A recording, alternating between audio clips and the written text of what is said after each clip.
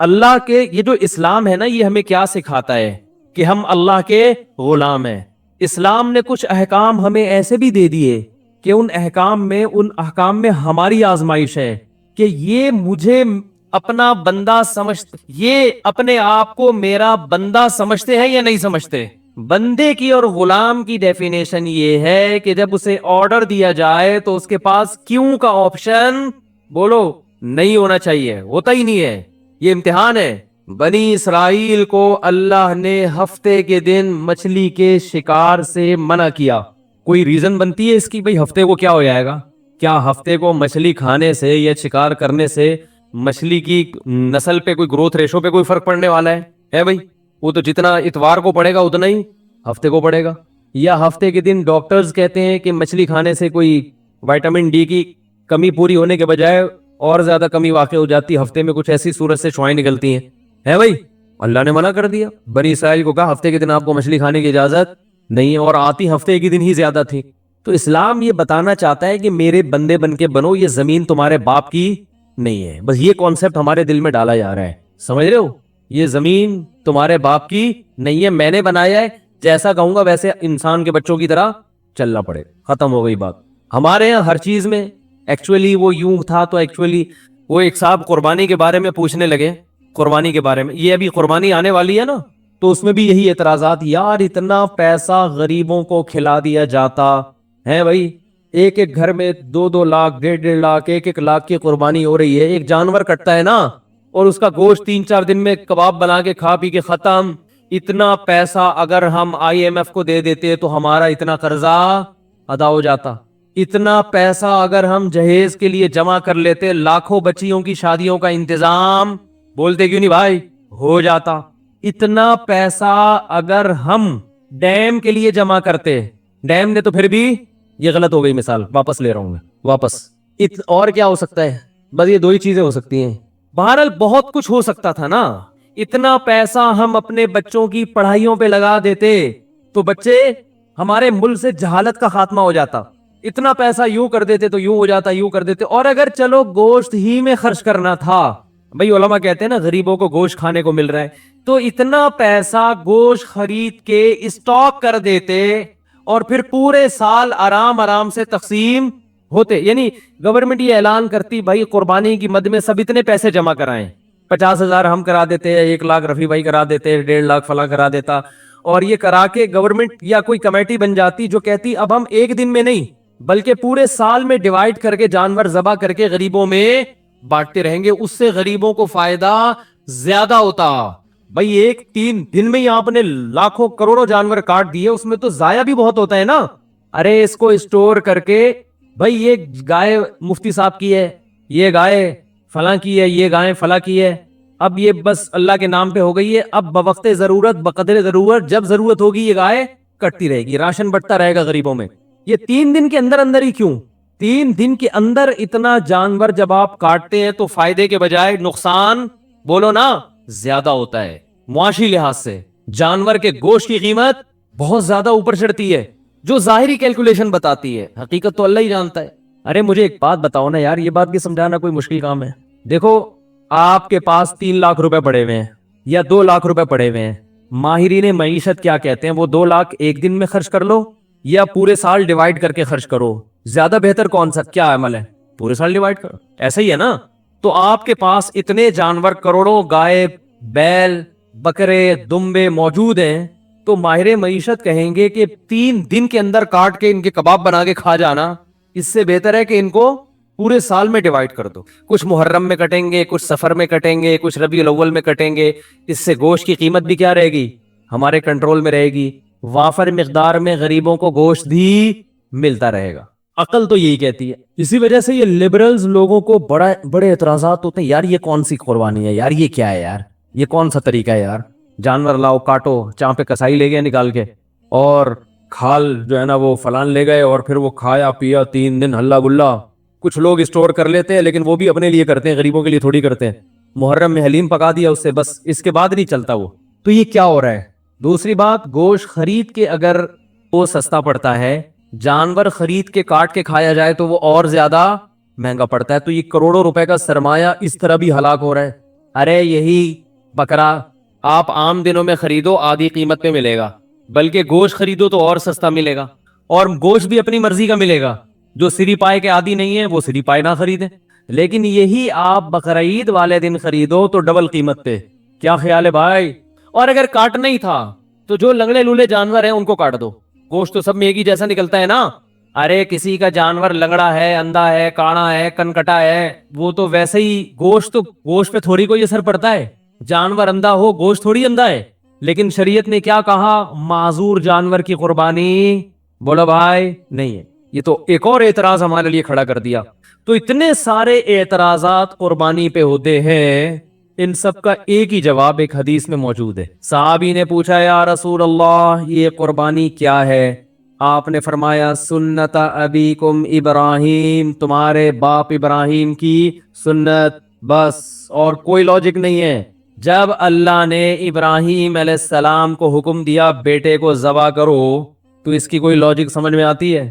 ابھی تو گائے کاٹنے کا کہا جا رہا ہے، بیٹا کاٹنا تک کا تو کوئی تک بنتا ہے ہی نہیں. بھائی بیٹے کو کاٹنے کا حکم دیا جائے، یہ کسی لبرل کو آپ سمجھا سکتے ہو اس کی حکمت ہے؟ بھائی اقوام متحدہ کو قائل کر سکتے ہو کہ بیٹا کاٹنا بھی اس کی کوئی تک بنتا ہے اس کا؟ وہ مانیں گے؟ ہے بھائی کسی کو بھی بٹھا کے سمجھاؤ یار فلاں کو اللہ نے حکم دیا بیٹا کاٹو، تو آپ فوراً کہو گے یار ہو سکتا ہے وہ بیٹا چور ہو معاذ اللہ، یا وہ بیٹا اتنا بڑا مجرم ہو کہ اس نے کئی لوگ کاٹ چکا ہو. تو اب باپ کو کہا جا رہا ہے اس بیٹے کو کاٹو تاکہ مزید لوگ نہ کٹیں. ڈاکو ہو، چور ہو، ہے نہ بھائی. وہ بیٹا بھی کون ہے؟ اسماعیل پیغمبر کا بیٹا، اور جس کے بارے میں بشارت دی گئی تھی کہ بطور انعام کے دیا جا رہا ہے آپ کو، آپ کی قربانیوں کا صلہ ہے یہ بیٹا، بطور گفٹ، جس کے اچھا ہونے میں دو رائے نہیں ہو سکتی. ایسے بیٹے کے بارے میں حکم دیا جا رہا ہے ابا کو کہ اس بیٹے کو کیا کر دو؟ ذبح کر دو. آپ کہہ سکتے ہیں ہو سکتا ہے بچے کا امتحان لیا جا رہا ہو کہ یہ بچہ کتنے پانی میں ہے، کاٹنے کا اصل حکم نہ ہو بلکہ اللہ دیکھنا چاہ رہے ہو کہ بچہ آگے سے رسپانس کیا کرتا ہے. تو بچے نے جواب کیا دیا تھا؟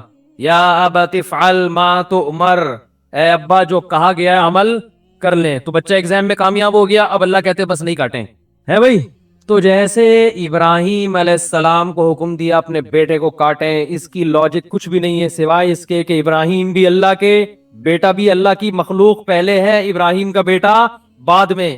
تو اللہ کہہ سکتا ہے بھائی میں تو ویسے بھی کسی کو کسی وقت موت دے سکتا ہوں، آپ نہیں کاٹے میں کسی اور حادثے سے ہلاک کر دوں.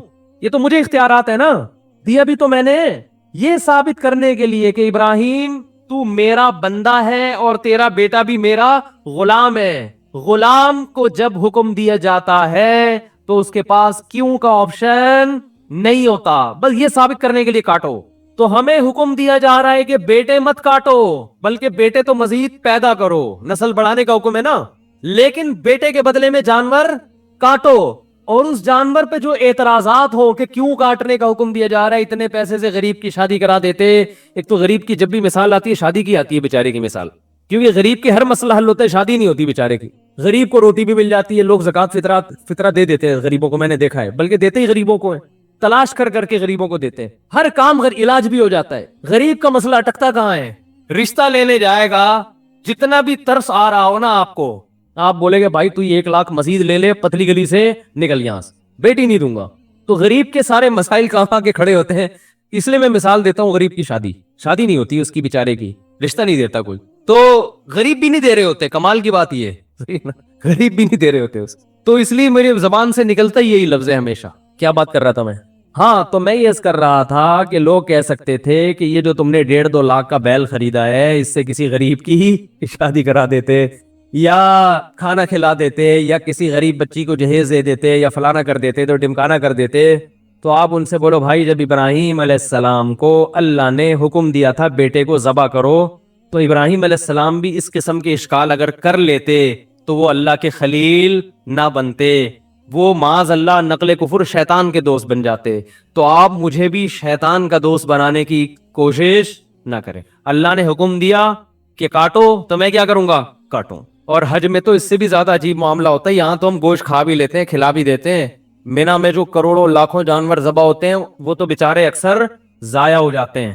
لیکن عقل پرستوں کو اللہ نے یہاں ایک جواب دیا ہے کہ تم جو یہ فلسفے کیلکولیٹر لے کے بیٹھتے ہو نا کہ اتنے جانور اگر یوں ایکچولی یوں ہو جاتا تو ہر سال اگر کٹتے تو ایکچولی گوشت کی قیمتیں کنٹرول میں رہتی ہیں، اور ایکچولی یوں ہوتا اور اس سے اتنے غریبوں کے پیٹ بھر جاتے اور اس سے تو جانور ختم ہوتے ہیں، تو اللہ نے ابراہیم علیہ السلام کی سنت میں بتا دیا کہ ابراہیم نے اپنے بیٹے کو ذبح کرنے کے لیے لٹایا تھا نا، تو سب سے زیادہ نسل چلی کس کی ہے؟ اسماعیل کی، اور برکت کس میں ہوئی؟ اسی بیٹے میں۔ آئی بات سمجھ میں؟ کوانٹیٹی کے لحاظ سے بھی اور کوالٹی کے لحاظ سے۔ آج بھی دنیا میں خاندان افرادی قوت کے لحاظ سے سب سے زیادہ سید ہیں دنیا میں، جن کو شاہ بھی کہا جاتا ہے، سید بھی کہا جاتا ہے، افرادی لحاظ سے بھی، اور روحانی اعتبار سے سید الانبیاء محمد صلی اللہ علیہ وسلم اللہ نے حضرت اسماعیل کی اولاد میں پیدا کیے۔ تو پتا چلا کہ بھائی جو اللہ کے لیے کٹے گا بڑھے گا بھی، بولو نا وہی۔ کتے تو 12 بچے دیتے ہیں، اور کئی سال ہو گئے KMC والے نہیں مار رہے، پھر بھی اتنے نہیں ہوئے ہیں بھائی، یہ تو اللہ کا فضل ہو گیا۔ لیکن گائے، بیل، بکرے، دمبے روزانہ کروڑوں کی تعداد میں کٹتے ہیں، اتنے کہ ہمارے تصور سے جب بھی شنواری آؤ گے 8-10 بکرے لٹکے ہوئے نظر آئیں گے آپ۔ ہر ہوٹل پہ یہی ہے۔ او بھائی سال میں ایک بچہ دیتی ہے بکری یار، گروتھ ریشو کیا ہے؟ ایک بچہ سال میں، کٹ روزانہ رہا ہے، روزانہ۔ کمیلا جاؤ نا کبھی، کراچی کے کمیلے جاؤ، روزانہ بچڑے 2 دانت کے، وہ لائن لگی ہوئی ہوتی ہے۔ او بھائی یہ تو 2 سال میں ایک پیدا ہوتا ہے۔ یہ مرغیوں کی طرف 24-24 انڈے تھوڑی دیتی ہیں بکریاں اور گائے کہ 24-24 بھینسیں نکل رہے ہیں اس میں سے۔ اتنا کٹ رہا ہے، اتنا کٹ رہا ہے، اتنا کٹ رہا ہے، اور پھر بقرعید کے 3 دنوں میں دیکھو، اور پھر حج میں دیکھو، ختم ہونے کا نام بولا بھائی نہیں لے رہا۔ یہ ہے کوانٹیٹی کے اعتبار سے برکت، اور کوالٹی کے اعتبار سے برکت دیکھو۔ جو طاقت، صحت اللہ نے ان 4 جانوروں کے گوشت میں رکھی ہے وہ کسی اور کے گوشت میں نہیں ہے۔ مرغی کھانے سے طاقت، بول لو، مرغی کچھ نہیں بگاڑ سکتی آپ کا۔ ان مرغیوں میں دم ہی ختم ہو گیا ہے، یہ آپ کو کیا، آپ ان کے خلاف جتنا بھی احتجاج کرو یہ کچھ نہیں کرے گی۔ بکرے کے خلاف بولنے سے پہلے سوچنا۔ صحیح بتا، روحانی برکت بھی ہے۔ میں اکثر ایک مثال دیتا ہوں نا، وہ ہم جب چھوٹے بچے تھے تو شعیب اختر تھا بہت فاسٹ بالر، تو اس کی بالنگ کا سنتے تھے، میں تو نہیں دیکھتا تھا اس وقت کی بھی، تو سنتے تھے بہت فاسٹ بالر ہے۔ تو اس دور میں انڈیا کے کسی شعیب اختر، کیا میں نے بولا؟ ایکٹر بولا؟ ایکٹر نہیں، کھلاڑی۔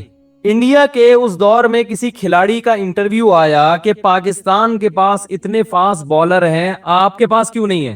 تو انڈیا کے اس کھلاڑی نے کہا کہ شعیب اختر گوشت کھاتا ہے، ہم گوشت، بولو بھائی نہیں کھاتا۔ واگا بارڈر پہ چلے جاؤ، گوشت کا سبزی سے مقابلہ آپ کو نظر آئے گا وہاں۔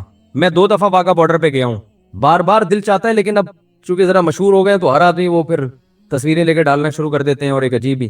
تو واگا بارڈر پہ آپ جائیں، ایک طرف گوشت نظر آئے گا، دوسری طرف بولو بھائی سبزی۔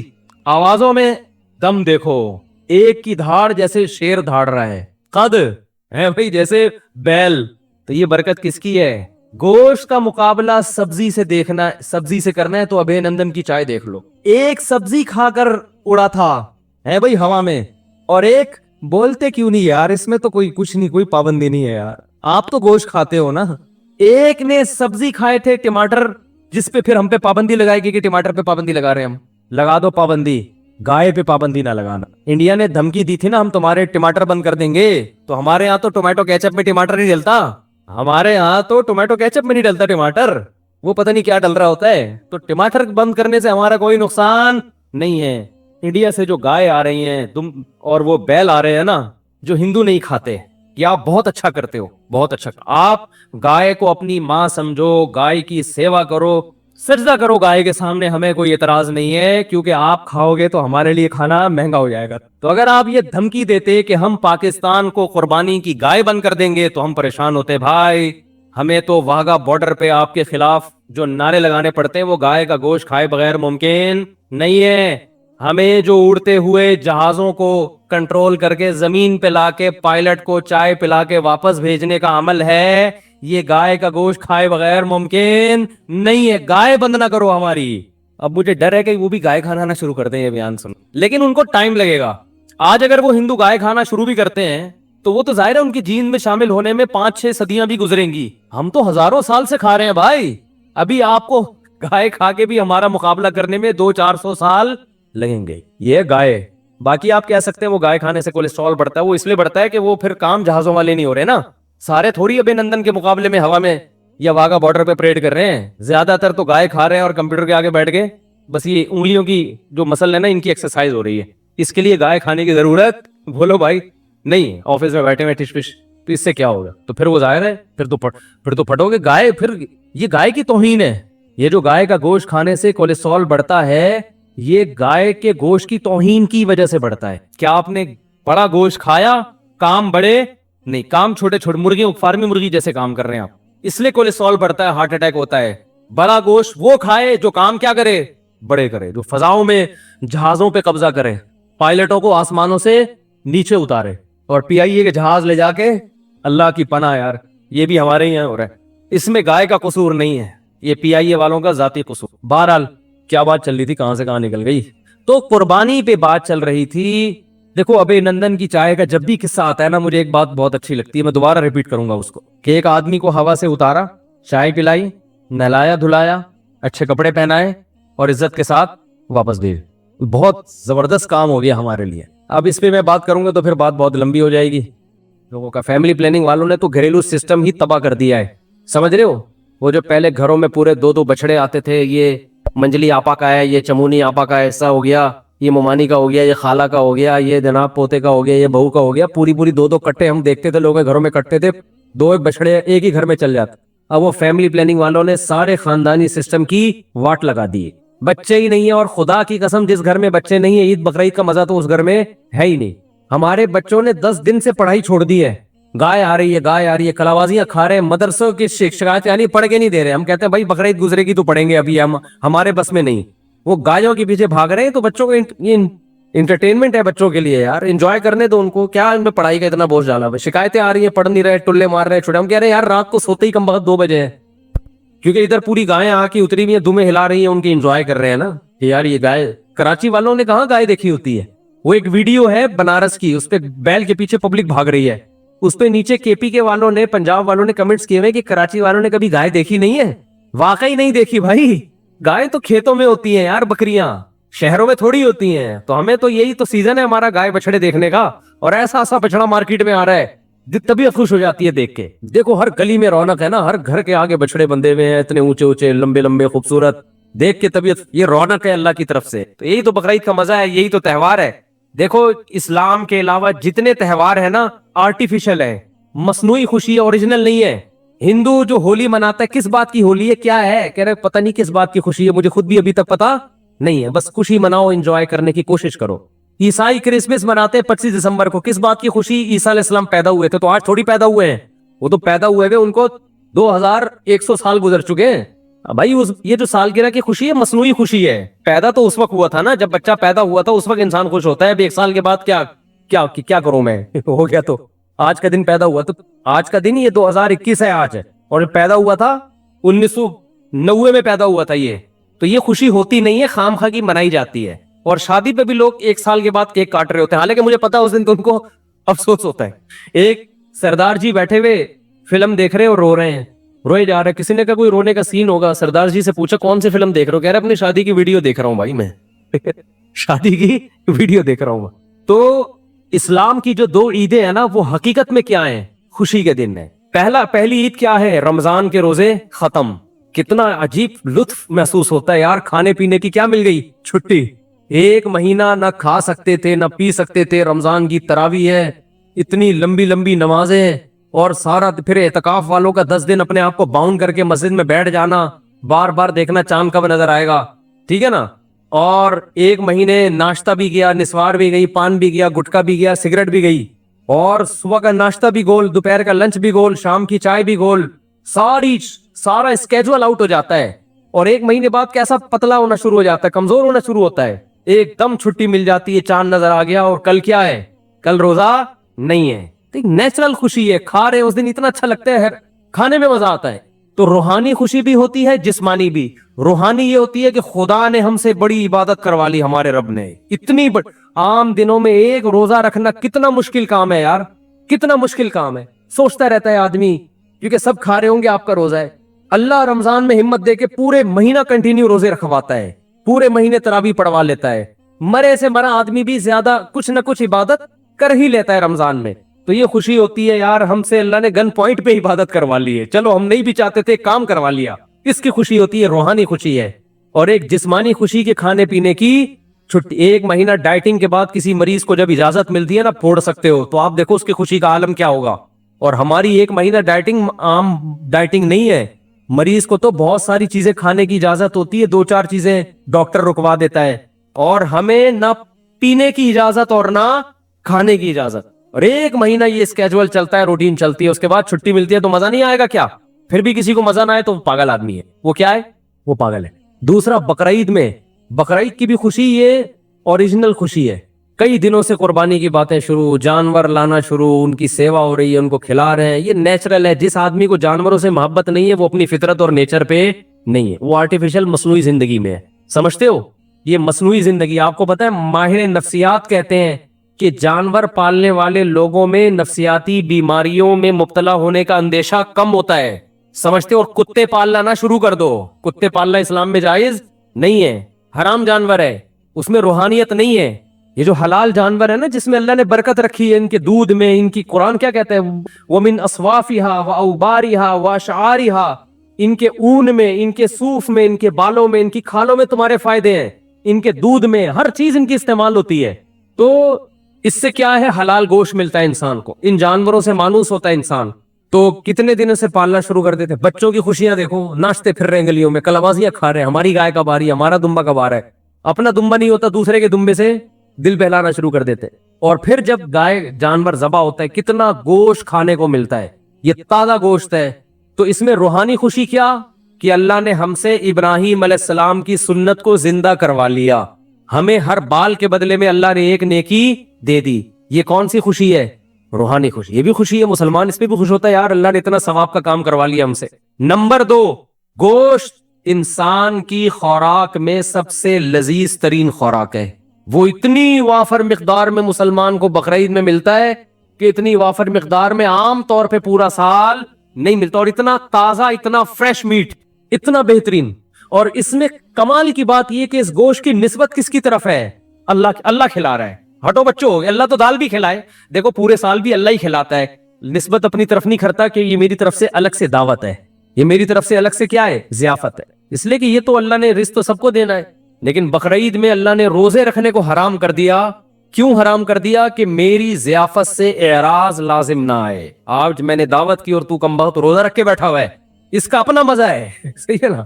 تو یہ گوشت ہمیں دائرہ کی, کیونکہ ہم تو جانور ذبح کرتے ہیں, ہم نے تو قربان کر دیا نا. ابھی ہمارا تھوڑی ہے, کس کا یہ قربانی کا مطلب آپ نے اللہ کو دے دیا. اب اللہ کہہ رہے ہیں میری طرف سے کیا ہے, پرمیشن ہے. تبھی جب اللہ پرمیشن نہیں دیتا تو ہم نہیں کھاتے. حج میں دم کے طور پر جو جانور ذبح ہوتا ہے اس کا گوشت آپ نہیں کھا سکتے, لیکن جو شکرانے کا جانور ہے اس کا گوشت کھا سکتے. اللہ کہتا ہے شکرانے کا ہے تو کھاؤ, اب تمہیں میری طرف سے اجازت ہے. تو بڑی خوشی ہوتی ہے گوشت بھی, اور گوشت کی نسبت کس کی طرف ہے؟ اللہ کی طرف. تو یہ مسلمانوں کے جو تہوار ہے نا, یہ سچی مچی کی خوشیاں ہیں. اور کمال کی بات, جو ہٹو بچوں قسم کی بات ہے, دنیا میں جتنے مذہب کے تہوار ہوتے ہیں سب میں بے حیائی کا عنصر کوٹ کوٹ کے بھرا ہوا ہوتا ہے. شرابیں چلتی ہیں, زنا ہوتے ہیں. مسلمانوں کے تہوار میں نہ شراب ہے اور نہ بولو زنا, بلکہ عبادت سے شروع ہوتے ہیں. عید صبح شروع ہوتی ہے, کس سے؟ نماز سے. نماز سے شروع ہوتی ہے.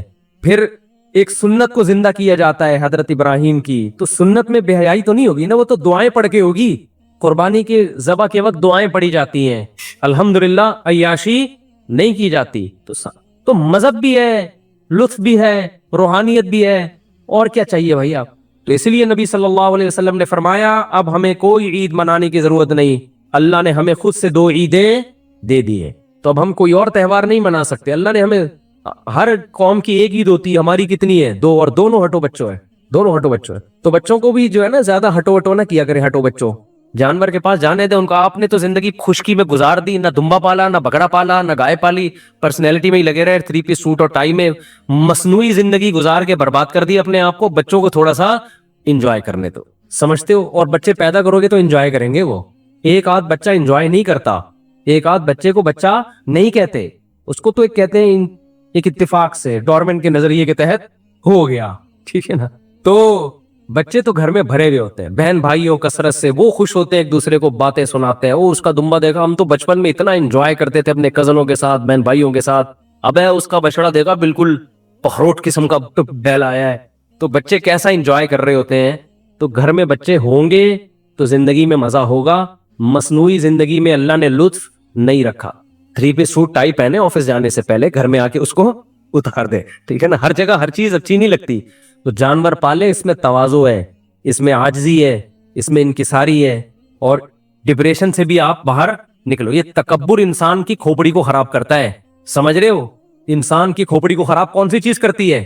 ہنسی مذاق والا آدمی ڈپریشن میں نہیں جاتا, اور جس کے میں تکبر ہوتا ہے وہ ہنسی مذاق, ایک تو چھچورا پن ہوتا ہے وہ غلط ہے, لیکن ایک طبیعت میں خوش مزاجی, جس کے تکبر ہوتا ہے وہ خوش مزاج نہیں ہوتا, وہ ہر وقت ناک پہ مکھی بٹھا کے رکھتا ہے.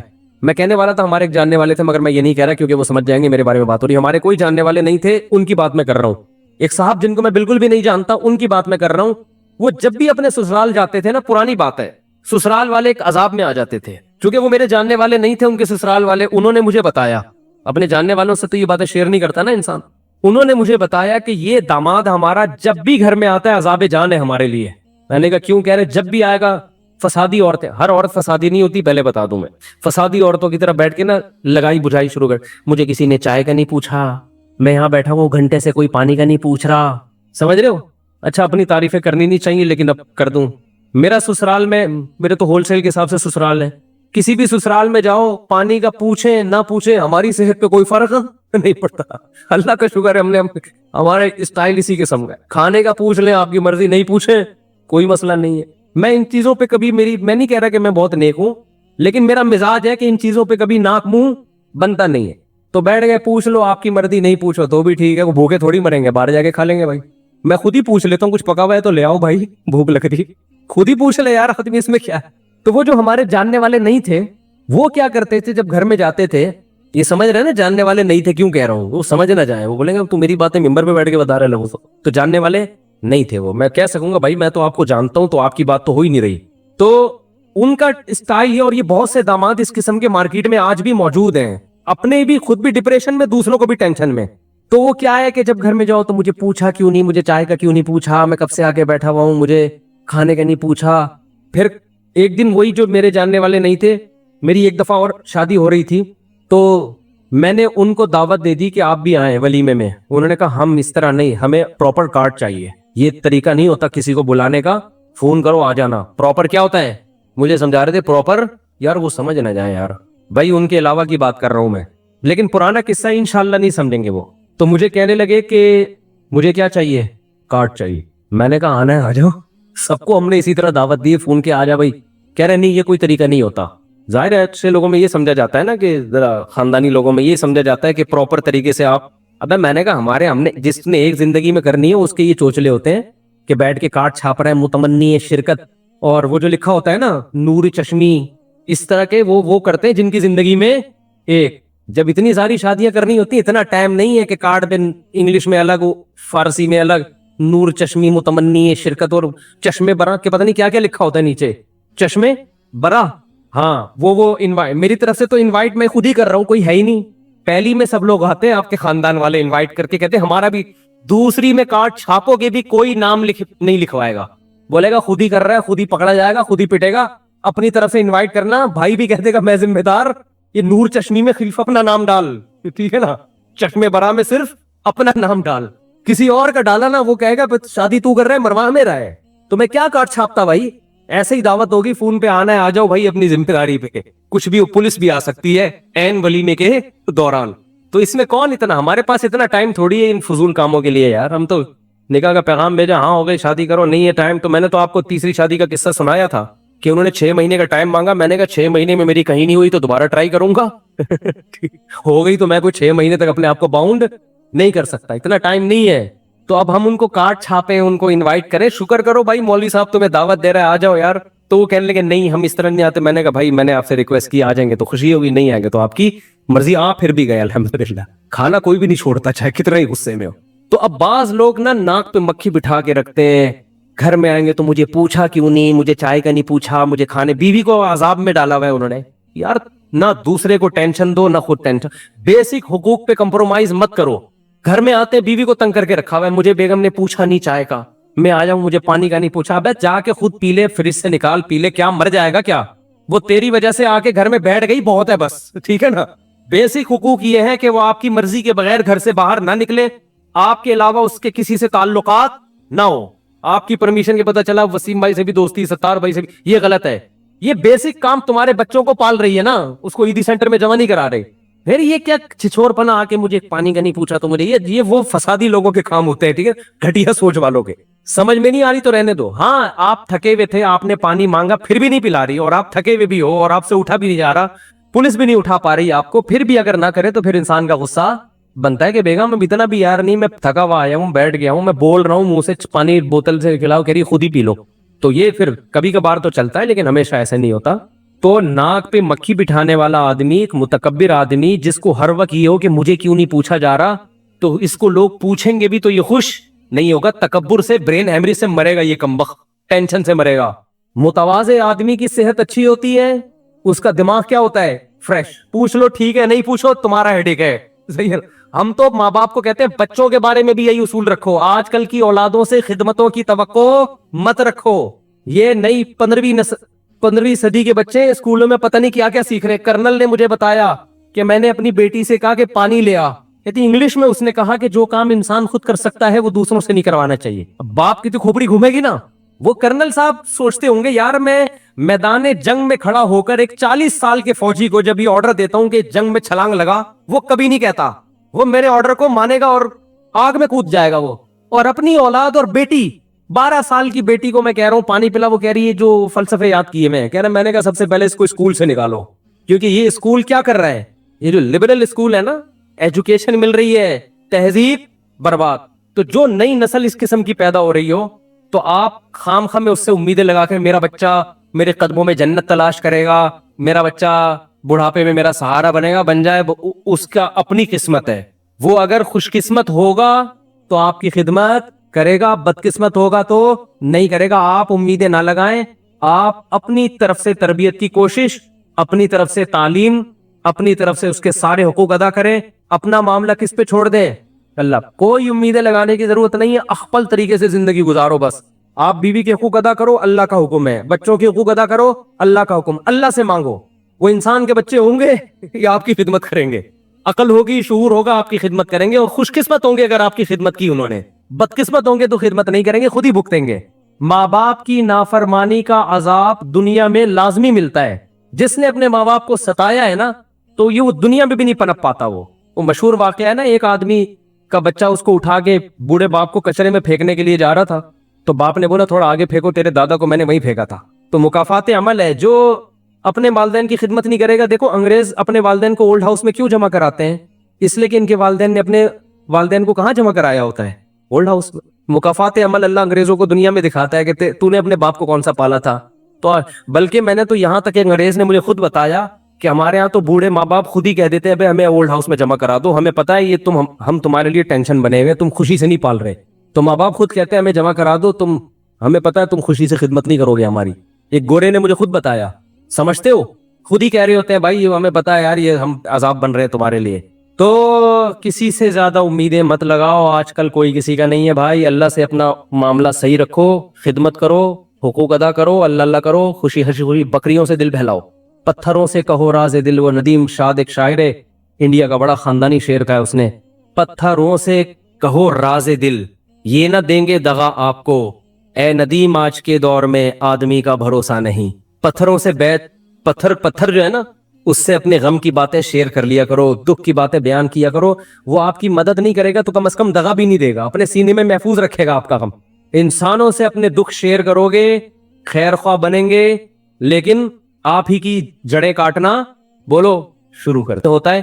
पत्थरों में ये खतरा नहीं होता। दोबारा सुना दो शेर, पत्थरों से कहो राज। बड़ा खानदानी शायर था, लेकिन आजकल उसकी शायरी मार्केट से शार्ट हो गई। शुरू में एकदम दमंग की शायरी है, मैंने कहा पता नहीं, लेकिन वो 2-4 अशारी घुमा रहे काफी। नदीम शाद तक हमारा कोई पैगाम पहुंचा दे, कुछ नया मार्केट में लाओ यार, क्योंकि उर्दू जबान की हिफाजत ये शायर ही करते हैं। इसलिए मुझे इन शायरों से इस वजह से लगा हुआ है कि ये उर्दू के मुहाफिज है।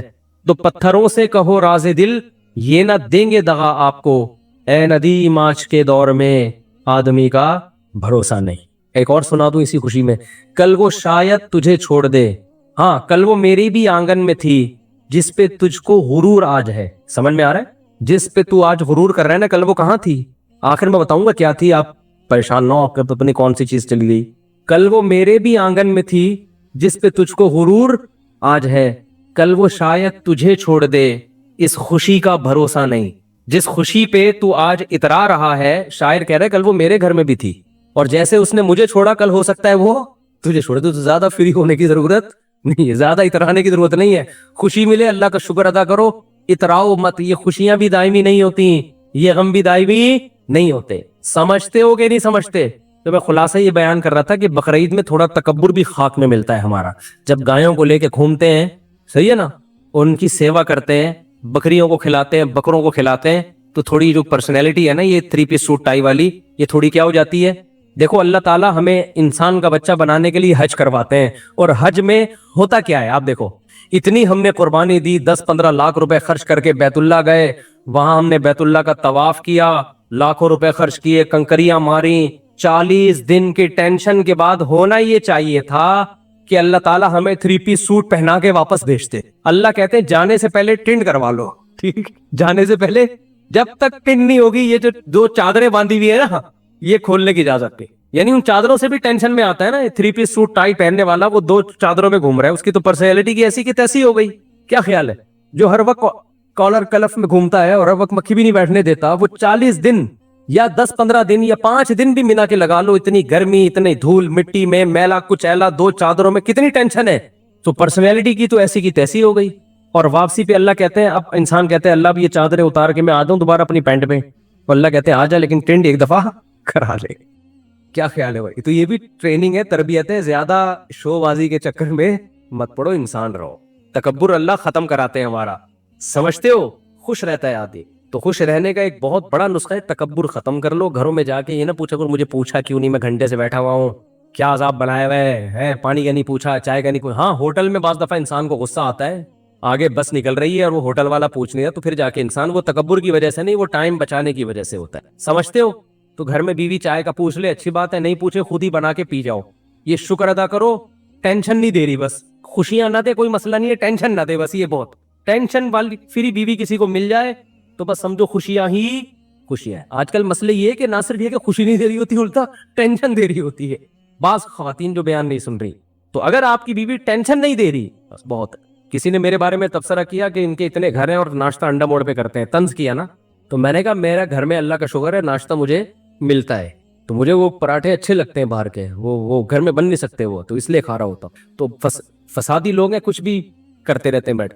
یوں بھی تو کر سکتے تھے, اتنے اچھے ہیں کہ ناشتے کی ٹینشن بھی گھر والوں کو نہیں دی انہوں نے, ناشتے کی ٹینشن بھی گھر والوں کو نہیں دی, اتنے اچھے ہیں, یہ بھی تو کہہ سکتے تھے نا. لیکن ناشتہ گھر والے بنا کے رکھتے ہیں الحمدللہ. میں مجھے ویسی بچپن سے وہ عادت پڑ گئی ہے. شاہ فیصل کالونی ہماری پھپھو رہتی تھی, وہاں جاتے تھے تو ہمارے وہ کزن ہے, وہ ہوٹل کے پراٹھے لے آتے تھے, وہاں سے جو چسکا لگا ہے مجھے لگ رہا ہے دنیا چھوٹ جائے گی, پراٹھا نہیں چھوٹے, مطلب اس میں ایسا آ گیا. خیر, تو کیا بات کر رہا تھا, قربانی کے مسائل بیان کر رہا تھا میں کہ اس میں تواضع بھی ہے, عاجزی بھی پیدا ہوتی ہے, صحیح ہے نا. تو یہ 7 حصے کر دیا کرو, کلیجی ملا دیا کرو اس میں.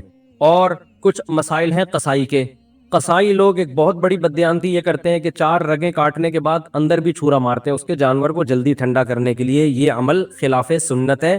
4 رگیں کاٹ کے چھوڑ دیں, بلڈ نکلنا چاہیے جانور کا, تھوڑی دیر تڑپے گا, بلڈ اس کا نکل جائے گا, گوشت صاف ہو جائے گا. لیکن کسائی کے پاس ٹائم نہیں ہوتا. بار بار کہتا ہوں کہ جو لوگ جانور پر تھے, جیسے ہی 4 رگیں کٹے وہ جانور کو چھوڑ کے کسائی پہ آ جائیں وہ سارے کے سارے. اس کو کنٹرول کرنے کی اب ضرورت ہے, وہ کنٹرول سے باہر ہوتا ہے, اس کو کھڑا کر دیں, بولے جب اس کو تڑپنے دو, جب یہ مر جائے گا, حلال ہو جائے گا, اس کے بعد آپ کو کھال اتارنے کی اجازت ہو. سمجھتے ہو کہ نہیں سمجھتے؟ ایک اہم مسئلہ یہ بھی ہے کہ جانور جب ذبح ہو رہا ہوتا ہے, کٹ رہا ہوتا ہے, تو لوگ اس کو ایک انٹرٹینمنٹ کا سما بنایا ہوا ہوتا ہے. یہ بالکل غلط ہے. چیخو پکار, شور شرابہ, یہ عبادت کا عمل ہے, عبادت کے طریقے پر ہونا چاہیے. دعا پڑھنی چاہیے, انی وجہت وجہی للذی فطر السماوات والارض. نہیں یاد ہے تو دیکھ کے پڑھ لیں. دعا کے بغیر بھی قربانی ہو جاتی ہے, لیکن عبادت کا موقع ہے, ذکر اذکار ہونا چاہیے, تکبیر ہونی چاہیے. لیکن یہ جو شور شرابہ, ہلہ گلا, یہ بالکل شریعت کے خلاف ہے. بچوں کو کنٹرول کرنا چاہیے. ٹھیک ہے, اس سے پہلے وہ گھما رہے تھے جانور, انجوائے کر رہے تھے, اچھی بات ہے, لیکن جب ذبح ہونے کا ٹائم ہے اس وقت یہ شور شرابہ, سیٹیاں, اچھل کود, یہ بالکل عبادت کے مزاج کے خلاف ہے. سمجھتے ہو گے نہیں سمجھتے؟ اور قصائی لوگ بہت دفعہ دیکھا ہے تکبیر نہیں پڑھتے جانور ذبح کرتے ہوئے. دیکھو جانور خود ذبح کیا کرو, خود ذبح کیا کرو جانور.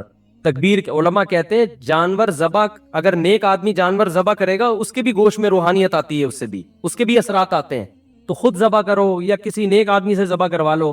قصائی لوگ بہت سے اچھے بھی ہیں لیکن بہت سے ان میں پان گٹکے والے بھی ہوتے ہیں, اللہ کا نام ہی نہیں لے رہے ہوتے ہیں, نماز نہیں پڑھتے کبھی, تو اللہ کا نام نہیں لیتے. تو وہاں پر آپ زور زور سے تکبیر پڑھو. قصائی کو بھی بولے بھائی تو گٹکا پھینک دے تھوڑی دیر کے لیے, منہ سے تکبیر نکال. جان کر اگر کوئی اللہ اکبر پڑھنا چھوڑ دے تو جانور کیا ہو جائے گا؟ حرام ہو جائے گا. سمجھتے ہو؟ تو اس کو بولو گٹکا پھینک, یہاں اللہ. مرغی ذبح کرنے والے بھی بہت دفعہ دیکھا ہے, نہیں وہ ذبح کرتے چلے جا رہے ہیں. بھائی منہ سے زور سے بول اللہ اکبر, بسم اللہ اللہ اکبر. تو مرغیوں والوں کو بھی ذرا پابند کیا کرے اس کا. یہ ایک مسئلہ ہے. ایک اہم مسئلہ یہ ہے کہ قصائی لوگ جانور ذبح کرنے کے بعد, حصے لگانے کے بعد پٹ کا گوشت نکال کے کیا کر دیتے ہیں الگ, اور اتنا گوشت وافر مقدار میں ہوتا ہے کہ لوگوں کو پتہ ہی نہیں چل رہا ہوتا کہ قصائی نے 6 مہینے کے لیے اپنی دکان میں بیچنے کے لیے گوشت اسٹاک کر لیا ہے. تو قصائی کو اس حرکت سے منع کریں, اسے بولیں یہ حصوں والا جانور ہے, سب کے حصے ہوں گے, آپ کو پیسے چاہیے زیادہ پیسے لے لو ہم سے. کھانا چاہیے کوئی بات نہیں, کلیجی پکے گی, جہاں سب کھائیں گے آپ بھی کھا لینا, گوشت کھا لینا ہمارے یہاں. یہ طریقہ غیر اخلاقی ہے. سمجھتے ہو کہ نہیں سمجھتے؟ یہ جو گوشت اتنا نکال کے الگ کر رہے ہوتے ہیں, ان سے بولو پیسے زیادہ لے لو, یہ گوشت نہیں لو. اور کوئی مسئلہ کسی کے ذہن میں قربانی سے متعلق جلدی سے پوچھیں. ہے بھائی کیا؟ ہاں رات میں قربانی کر سکتے ہیں مگر مکروہ ہے, بہتر نہیں ہے دن میں قربانی, کیونکہ قربانی شاعر اسلام میں سے ہے اور اسلامی شاعر دن کی روشنی میں ہوتے ہیں. اسلام میں تہوار رات کو نہیں منائے جاتے, رات کو تہوار غیر مسلم مناتے ہیں. کرسمس رات کو شروع ہوتی ہے, اسلامی تہوار کب ہوتے ہیں؟ دن میں. اسی سے پتہ چلتا ہے کہ اسلام میں عید میلاد النبی نہیں ہے, کیونکہ وہ رات کو منائی جاتی ہے, بتیاں لگائی جاتی ہیں, جبکہ اسلام کی ساری عیدیں کب ہیں؟ دن کی روشنی میں ہوتی ہے. سمجھتا نہیں ہے نا بات کو, جب نہیں پڑے گا رات کو تو کیسے سمجھے گا بات کو؟ کلیجی بھی حصے میں آتی ہے, 7 حصوں کی کلیجی کر دیں, تھوڑی سی بچا لیں آخر میں گوشت میں تقسیم کرنے کے لیے, اور 7 کلیجیوں میں تھوڑا تھوڑا گوشت ڈال دیں تاکہ کلیجی بھی کمی بیشی ہو تو وہ گوشت کے مقابلے میں ہو جائے. ارشاد مرحومین کا, کئی مرحومین کا بھی ایک حصہ لے سکتے ہیں. نبی نے پوری امت کی طرف سے ایک حصہ کیا تو ایک مرحوم کی طرف سے بھی کر سکتے ہیں. اب علماء کا اس میں اختلاف ہے کہ آپ نے اگر ایک حصے میں سارے مرحومین کی نیت کر لی تو وہ گوشت, وہ ثواب ڈیوائیڈ ہوگا یا نہیں ہوگا؟ بعض کہتے ہیں ڈیوائیڈ نہیں ہوگا بلکہ سب کو پورا پورا ثواب ملے گا. وہ اس کی مثال آگ کی دیتے ہیں کہ ایک آگ ہے, آپ جتنے بھی اس سے چراغ روشن کرو اس آگ میں کمی نہیں ہوتی. لیکن بعض علماء اس کے قائل ہیں اور یہ بھی مضبوط قول ہے کہ وہ ڈیوائیڈ ہو جائے گا. سمجھتے ہو؟ وہ کیا ہو جائے گا؟ ڈیوائیڈ ہو جائے گا. 2 کی طرف سے کی تو آدھا ایک کو پہنچے گا, آدھا دوسرے کو, تو دونوں قول ہے. سمجھتا نہیں ہے نا بات؟ تو بہتر ہے کہ والدین میں سے ہر ایک کے لیے الگ, کسی کے والدین مرحوم ہے تو ایک پورا حصہ دونوں کی طرف سے ڈال لیں. ارشاد کچھ کہہ رہے تھے آپ, پوچھ لے, پھر سارا دن فون بجتا رہتا ہے, پوچھتے رہتے. پائے کا کیا؟ ابھی بتا رہا ہوں پائے کا کیا, پائے پکانے کا طریقہ بتاتا ہوں جی. ہاں بعض غیر مسلم قصائی بن کے گھوم رہے ہوتے ہیں تو اس کا بھی خیال کریں, مسلمان ہونا چاہیے. ہندو کا ذبیحہ حلال نہیں ہے, اسی طرح مشرک کا ذبیحہ بھی حلال نہیں ہے. کوئی اپنے آپ کو مسلمان کہتا ہے لیکن ختم نبوت کا منکر ہے, یا رسول اللہ صلی اللہ علیہ وسلم کو صاف لفظوں میں حاضر ناظر مشکل کشا کہتا ہے بغیر کسی تعویل کے, تو چاہے دیوبندی ہو, چاہے اہل حدیث ہو, چاہے بریلوی ہو, وہ تو مشرک ہے نا. نبی کو علی الاطلاق مختار کل مانتا ہے کہ اللہ نے سارے اختیارات نبی کو بھی دے دیے ہیں, تو یہ تو شرک ہے کھلا ہوا. تو کوئی بھی مشرک چاہے دیوبندی ہو, چاہے اہل حدیث ہو, چاہے بریلوی ہو, اس کا ذبیحہ حلال نہیں ہے. یہ امام مالک کا قول ہے, امام احمد بن حنبل اور امام شافعی کا, کہ ایک گھر میں ایک قربانی کافی ہے, پورے گھر والوں کی طرف سے ہو جاتی ہے. اور ان کی دلیل بعض اسلاف کے اقوال ہیں, بعض تابعین ہیں ان کے اقوال ہیں. امام ابو حنیفہ کا موقف یہ ہے کہ جو بھی صاحب نصاب ہے اس پر الگ سے قربانی واجب ہے, ایک قربانی سب کی طرف سے کافی نہیں ہے. اور امام ابو حنیفہ کے قول کو ہم 2 وجہ سے فالو کرتے ہیں. ایک تو یہ کہ ہم امام حنیفہ کو بر صغیر میں ان کے فقہ کو فالو کیا جاتا ہے, ایک وجہ تو یہ. دوسرا, امام حنیفہ کا موقف اس بارے میں دلیل کے لحاظ سے بھی بہت مضبوط ہے. وہ اس لیے مضبوط ہے کہ حدیث میں آتا ہے من وجد سعۃ لان یضحی فلم یضحی فلا یقربن مصلانا, کہ جس کے پاس گنجائش تھی قربانی کی اور اس نے نہیں کی قربانی, وہ ہماری عیدگاہ کے قریب بھی مت آئے. تو اس میں نبی نے مرد اور عورت کا فرق نہیں کیا, شوہر بیوی کا نہیں کیا, باپ بیٹے کا نہیں کیا, جس کے پاس بھی استطاعت ہے. سمجھتے ہو؟ نمبر 2, دوسری حدیث, دوسری بات کہ اسلام میں کوئی بھی عبادت ایسی نہیں ہے جو ایک کرے تو دوسری کی طرف سے کافی ہو جائے. وہ تو قربانی بھی ایک عبادت ہے. تو اس میں یہ کیسے ہو سکتا ہے کہ ایک کرے تو دوسرے کی طرف سے کافی ہو جائے؟ عبادت تو ہر ایک پر الگ واجب ہوتی ہے نا. زکوٰۃ میاں بیوی دونوں کے پاس سونا ہے تو دونوں پہ الگ الگ زکوٰۃ ہے. تو قربانی بھی ایک مالی عبادت ہے. حج بھی دونوں پر الگ الگ ہے. حج بدل میں تو ایک وصیت کرتا ہے کہ میری طرف سے پیسہ بھی دے رہا ہوتا ہے, تو وہ تو اس کا نائب بن کے الگ سے اس کی طرف سے حج کر رہا ہوتا ہے. تو وہ بھی ایک حج دو آدمیوں کی طرف سے کافی نہیں ہوتا. تو قیاس کے لحاظ سے بھی امام حنیفہ کا موقف بہت مضبوط ہے, اور حدیث کے لحاظ سے بھی امام حنیفہ کا موقف بہت مضبوط ہے, اور اس لحاظ سے بھی مضبوط ہے کہ جب دلائل میں تعارض ہوتا ہے تو اصول یہ ہے کہ عبادت میں احتیاط کے پہلو کو ترجیح دی جاتی ہے, کیونکہ عبادت کس کا حق ہے؟ اللہ کا. تو احتیاط کا تقاضا بھی یہ ہے کہ اگر بیوی مالدار ہے تو اس پہ الگ سے قربانی واجب ہو, شوہر مالدار ہے تو اس پر الگ سے واجب. اور صحابہ کے دور میں اگر ایسی روایت ہمیں ملتی ہے نا کہ ایک نے سب کی طرف سے کی, تو اس کی وجہ یہ کہ اس دور میں عام طور پر گھر کا سربراہ ہی مالدار ہوا کرتا تھا, باقی تو سارے اس کے ماتحت ہوتے تھے. یہ رواج نہیں تھا کہ بیگم صاحبہ الگ کما رہی ہیں, میاں صاحب الگ ارننگ ہے اس کی, بیٹا الگ کما رہا ہے, یہ اس دور میں ہوا نہیں کرتا تھا عام طور پہ. تو اس لیے گھر کا سربراہ ہی کرتا تھا. آج کل بیٹے کی ارننگ بعض دفعہ باپ سے زیادہ ہوتی ہے, بیوی کے پاس سونا شوہر سے زیادہ ہوتا ہے, یہ بہت دفعہ ہو رہا ہے, تو وہ زیادہ مالدار ہے. تو اس لیے جو ہماری نظر میں راجح قول ہے, لیکن اختلافی مسئلہ ہے, عرب علماء کہتے ہیں ایک خاندان کی طرف سے ایک کافی ہے, لیکن ہماری نظر میں ایک تو بر صغیر میں فقہ حنفی کو فالو کیا جاتا ہے. ایک ملک میں اگر کسی فقہ کو فالو کیا جا رہا ہے تو آپ 1.5 انچ کی الگ سے مسجد کیوں بنا رہے ہو؟ یہ بھی تو غلط ہے نا, اس سے بھی تو اختلاف پیدا ہوتا ہے. تو جب سے اسلام آیا ہے بر صغیر میں فقہ حنفی ہی کی شکل میں آیا ہے, تو فقہ حنفی کو فالو کیا جاتا رہا ہے. تو اس لیے بھی کہ دلائل کے لحاظ سے بھی امام ابو حنیفہ کی بات بہت زیادہ مضبوط ہے. تیسرا اس لیے بھی کہ عبادت میں جب دونوں قول ملتے ہیں تو احتیاط کا تقاضا یہ ہے کہ اس قول پر عمل کیا جائے جس میں احتیاط زیادہ ہو. سمجھتے ہو؟ اور چلو بھائی کوئی مسئلہ, پائے کی تقسیم کیسے ہو؟ ہاں گوشت کا حصہ ہو تقسیم. البتہ ایک ہی گائے اگر ایک گھر میں ہے نا, ایک گھر میں پوری گائے ہے, ایک ہی فریج میں ہے, وہ تو تقسیم ہو ہی نہیں رہی نا بھائی. 7 بندے تھے, اٹھا کے ایک فریزر میں ڈال دیا پورا بچڑا, تو وہ پھر نکال کے سب کھاتے رہے, وہاں تو تقسیم کا عمل ہو ہی نہیں رہا ہے. جہاں تقسیم کا عمل ہوگا تو 7 حصوں میں ڈیوائیڈ کرنا پڑے گا, ہر حصے میں کلیجی ملا دے تاکہ سود کے مسائل سے اجتناب ہو, جس پر میں تفصیل سے بات کر چکا ہوں. اور جی سیری ضائع ہو جاتی ہے, نہیں ہونی چاہیے. اچھا ایک جی نہیں, ہاتھ رکھنے سے نہیں ہوگا. کسائی کے کونی پہ ہاتھ رکھ لیا تو کسائی ذبح ہو سکتا ہے, اس سے جانور ذبح نہیں ہو سکتا. چھری پہ ہاتھ رکھ کے چلائیں. ہاں, کسائی کو بولے تیرے پاس ٹائم نہیں ہے تو پھر آیا کیوں, ادھر بیٹھ آرام سے. میں نے بتایا نا گائے کو کنٹرول کرنا اتنا مشکل نہیں, کسائی کو کنٹرول کرنا زیادہ مشکل ہے. 2 کسائی کو کنٹرول کرنے کے لیے الگ سے بلائیں, ٹھیک ہے نا. تو اچھا ایک اور اہم بات تھی ابھی بھی, ہاں بہت اہم ترین بات کھوپڑی میں آئی ہے. دیکھو نبی صلی اللہ علیہ وسلم نے فرمایا ایمان کا سب سے لاسٹ اور آخری درجہ ہے اماطۃ الاذی عن الطریق, راستے سے اذا کو ہٹانا. یعنی اذا کہتے ہیں تکلیف دہ چیز کو بھی اور گندگی کو بھی. عربی میں اذا کسے کہتے ہیں؟ کانٹا, گٹر کا ڈھکن کھلا ہوا, یہ تکلیف دہ ہے نا, کوئی گرے گا, پتھر پڑا ہوا ہے راستے میں, گاڑی غلط پارک ہوئی ہوئی ہے, یہ تکلیف دہ چیز ہے. اور اذا کا مطلب گوبر پڑا ہوا ہے, کوئی گند پڑا ہوا ہے, یہ بھی اذا میں داخل ہے عربی میں, ٹھیک ہے. تو آپ صلی اللہ علیہ وسلم نے فرمایا کوئی شخص گزر رہا ہے اور راستے میں اسے کوئی تکلیف والی چیز یا گندگی والی چیز نظر آئی جس سے لوگوں کو کراہت ہوتی ہے, وہ اسے راستے سے نہیں ہٹاتا, تو حدیث میں ہے کہ یہ ایمان کے آخری درجے پہ بھی بولو نہیں, یعنی اتنی آخری درجے کی نیکی بھی کم بخت نہیں کر رہا, تو یہ مومن کہلانے کا مستحق نہیں ہے. سمجھ رہے ہو؟ آپ سوچو کہ جو تکلیف دہ چیز کو نہیں ہٹا رہا وہ مومن نہیں ہے, تو جو تکلیف دہ چیز پھینک رہا ہے وہ مومن کیسے ہو گیا؟ نہیں آ رہی بات. قربانی کرنے والے تکلیف دہ چیز نہیں بلکہ تکلیف دہ چیزیں روڈوں پہ پھینکتے ہیں. گوبر پڑا ہو نا, اس سے کم تکلیف ہوتی ہے, پوری اوجڑیاں, سریاں, آلائشیں, ادھر جانور ذبح کیا, ان کو اس سے کوئی غرض ہی نہیں ہے کہ یہ کیا گندگی محلے میں پھیلا رہے ہیں وہ. تو جب آپ کا جانور ذبح کریں گے, اس کی آلائشیں, اس کا گند اور اس کی تمام تکلیف دہ چیز کو اٹھانا بھی آپ کی ذمہ داری ہے. جیسے قربانی نہ کرنے پر وعیدیں ہیں صاحب نصاب کے لیے, مالدار آدمی قربانی نہیں کرتا اس پہ وعیدیں ہیں, ایسے ہی اس گندگی کو نہ اٹھانے پر بھی کیا ہے؟ وعیدیں, اور اس سے زیادہ شدید وعیدیں ہیں. ایک کانٹا پڑا ہے وہ نہیں اٹھا رہے آپ, اور جو اٹھا نہیں رہا بلکہ الٹا کیا کر رہا ہے؟ پھینک رہا ہے. تو قربانی جو لوگ کرتے ہیں وہ آلائشیں یہ نہیں کہ اٹھاتے نہیں ہیں بلکہ آلائشیں باقاعدہ پھینکتے ہیں, اور مذہب کے نام پہ پھینکا جا رہا ہے. جس مذہب میں صفائی کو آدھا اسلام قرار دیا گیا ہے, اس مذہب میں تہوار کے نام پہ، قربانی کے نام پہ آلائشوں کو پھینکنا، اس کا کوئی تصور ہو سکتا ہے؟ کیا ہو گیا بھائی؟